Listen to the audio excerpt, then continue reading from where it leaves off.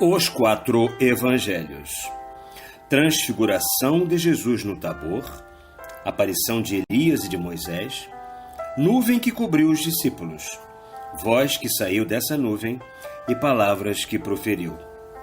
Terceira parte. Em casos como o que acabamos de figurar, a ilusão é tal que os assistentes acreditam estar vendo, ouvindo e apreciando, em seu modo de proceder, a pessoa cuja aparência se lhes mostra pela transfiguração. O espírito que opera também pode, com o concurso de outros espíritos que se lhe reúnem, visando esse resultado e mediante combinações e ações fluídicas exercidas sobre o paciente, dar-lhe a forma e a aparência de uma pessoa morta, com todos os sinais e caracteres da morte. Tal é ainda aqui a ilusão que os assistentes acreditam ter diante dos olhos o morto, cujo aspecto aparente lhes é mostrado. Seja qual for a aparência que apresente o transfigurado, seja, por exemplo, a de uma pessoa mais alta e mais robusta, seja a de uma criança, o peso natural do paciente não se altera, desde que para isso não concorram os espíritos e que só a aparência tenha mudado. Somente com o concurso dos espíritos, aquele peso pode variar para mais ou menos. Se não houver esse concurso, isto é, se não houver ação espiritual tendente a modificar o peso, a aumentá-lo ou diminuí-lo, se só a aparência mudou, o peso se conserva o mesmo. E facilmente deveis compreender a razão disso. É que, em tal caso, a quantidade de matéria no corpo do paciente não aumentou nem diminuiu. O aumento do peso natural não poderia provir senão do adicionamento dos perispíritos dos espíritos que se comunicam ao do paciente, da adição aos deste dos fluidos que o envolvem e operam a sua transfiguração. Ora, os fluidos mediante os quais nós operamos são ponderáveis para nós, mas atualmente são para vós imponderáveis. Não vos são mais ponderáveis do que o era o ar para vossos pais, antes que se inventassem os instrumentos apropriados a pesá-lo. O ar sempre foi pesado, entretanto, vossos pais não o podiam pesar e o consideravam uma essência sem peso nem capacidade. O mesmo se dá atualmente convosco, relativamente aos fluidos por meio dos quais operamos a transfiguração. O fluido universal é um composto de fluidos diversos, formando uma única massa donde extraímos as partes de que necessitamos. Ela recebe a destinação que lhe é necessária e se amolda a tudo conforme aos casos. Esses diversos fluidos são para nós ponderáveis, tanto na massa do fluido universal, como, quando dela separados, constituindo o produto das extrações ou combinações que o espírito realiza. Tudo tem peso na natureza, que é a fórmula e a síntese de todas as criações orgânicas e inorgânicas, assim do ponto de vista fluídico como do ponto de vista material. Os diversos fluidos de que se compõe o fluido universal, especialmente aqueles com que o espírito opera a transfiguração, todos ainda imponderáveis para vós outros, não serão reconhecidos como ponderáveis, tal qual sucedeu com o ar que agora sabeis que o é, senão por meio de instrumentos e processos que ainda desconheceis e desconhecereis por muito tempo.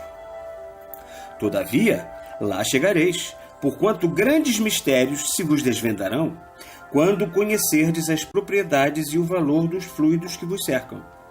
A fim de alcançar esse conhecimento, faz-se mister que o homem aprenda a elevar-se através das camadas de ar, que para ele são o que os mares distantes são para o camponês, que jamais saiu da sua cabana. Na depuração moral, achareis o caminho desse progresso. Na depuração moral e no progresso intelectual, se vos depararão os degraus por onde subireis a tais alturas. A primeira vos granjeará mais poderoso concurso, porque vos tornará aptos a compreender a ciência, sem dela abusar. A aquisição do saber vos será então facilitada. E, quanto mais aprenderdes, tanto mais facilmente vos elevareis. Só com o concurso e pela ação dos espíritos prepostos pode o peso natural do paciente variar para mais ou para menos. O aumento e a diminuição desse peso são produto de uma ação espírita e fluídica, exercida pelos espíritos. Dizemos pelos espíritos, porque para a realização de tais fenômenos é necessário o auxílio de muitos espíritos. Para efetuar aumento ou diminuição de peso no paciente transfigurado, os espíritos que o cercam e envolvem atuam fluidicamente, servindo-se dos meios de que usam para fixar no solo uma mesa leve, ou para levantar, como se tratara de uma pena, um peso considerável. Se querem obter aumento de peso do transfigurado, aqueles espíritos tornam pesados os fluidos que o envolvem.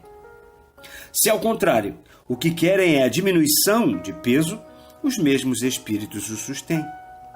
Assim, quando dão ao paciente a aparência de uma pessoa mais alta e mais robusta, eles, tornando mais pesados os fluidos, lhe produzem, desde que isso seja necessário, um aumento de peso que para os assistentes corresponda à diferença existente entre a pessoa cujo aspecto se lhes mostra e o mesmo paciente. Assim também, quando a aparência dada a este é a de uma criança, os espíritos operam nele a diminuição do peso, sustendo-o de modo que, sendo preciso, ele tenha um peso correspondente ao talhe da criança que aparenta ser. Nestes casos, em havendo ação dos espíritos, o peso varia, correspondendo à aparência, uma vez que isso seja necessário. Do mesmo modo, se também for necessário, podem os espíritos produzir aumento de peso, quando o paciente alto e robusto tem a aparência de uma criança, e diminuição de peso, quando, sendo uma criança, tem a aparência de uma pessoa alta e robusta.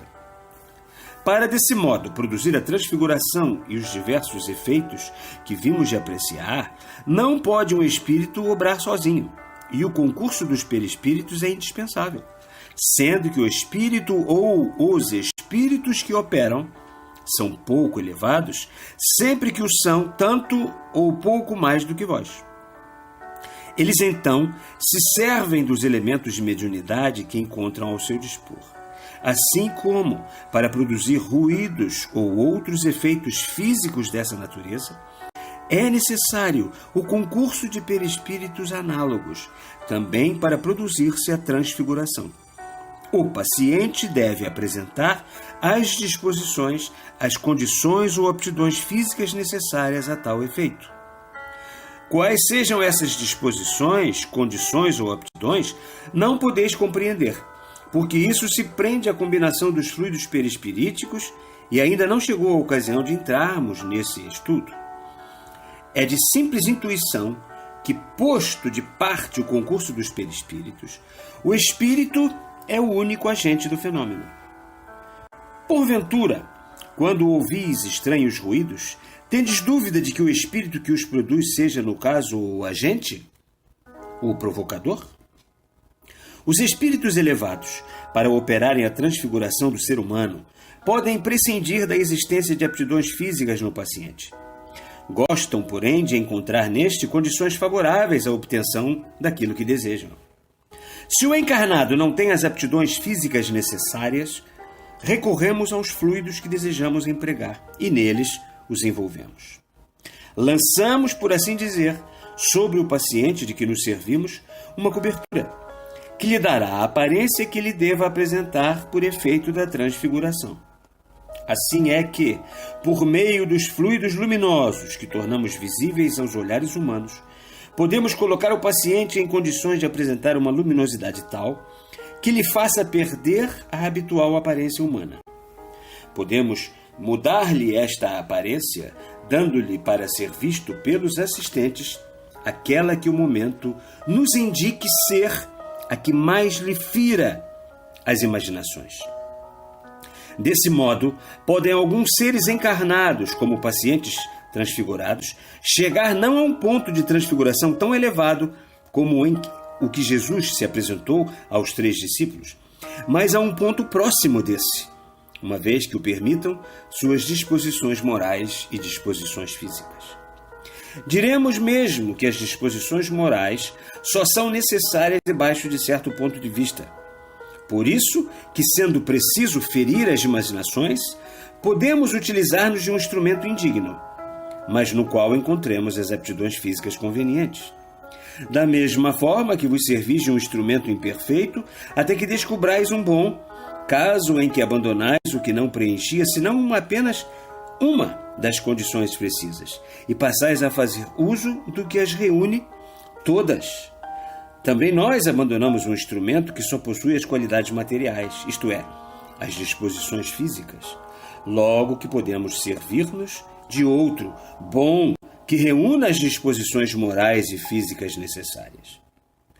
Deparando-se-nos um encarnado que preencha do ponto de vista moral as condições desejadas, estamos sempre prontos a fazer todos os esforços para remediar ao que lhe falte fisicamente.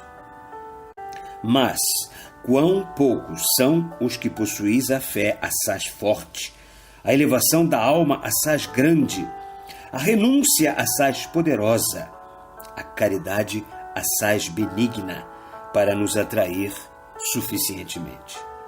Estes casos de transfiguração ainda são mais raros do que os que emanam de espíritos da vossa elevação, ou pouco mais elevados do que vós, os quais, mesmo esses, são, como já o dissemos, raros, muito raros.